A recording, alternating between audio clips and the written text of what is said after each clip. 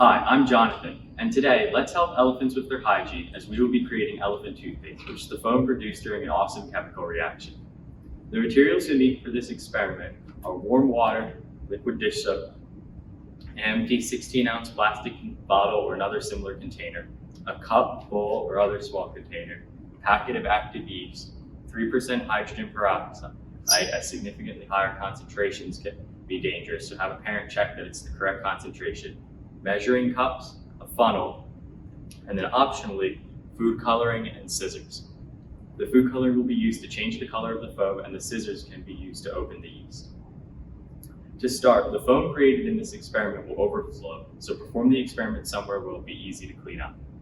Wash out the plastic bottle if it contains something other than water, and then fill the other container with warm water.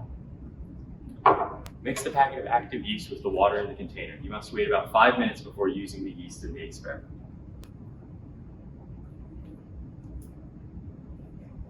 While waiting for the yeast, use the funnel to pour 1/2 cup of dish soap into the bottle.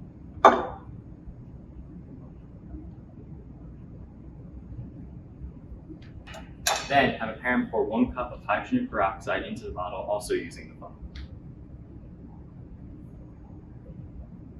If you're using food coloring, add about 5 drops.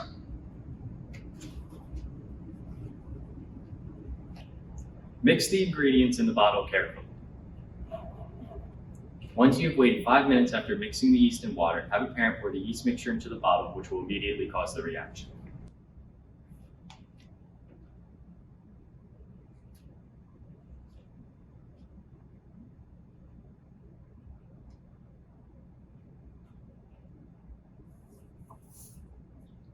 The foam created is just made of soap, oxygen, and water, so it can be cleaned up with paper towels or a sponge, and any remaining liquid can be washed down the drain. So how does this work? Hydrogen peroxide is a highly reactive substance that easily breaks down into water and oxygen. The dish soap captures the oxygen that is created during the reaction, creating foam. You may have also noticed the bottle got warm once the reaction took place. This is because the reaction also creates heat. This means the reaction is called an exothermic reaction, meaning that heat is released when it occurs. The yeast in the experiment is a catalyst, meaning that it causes the reaction to occur much more quickly than normal, which is what it happens as soon as yeast is added to the hydrogen peroxide.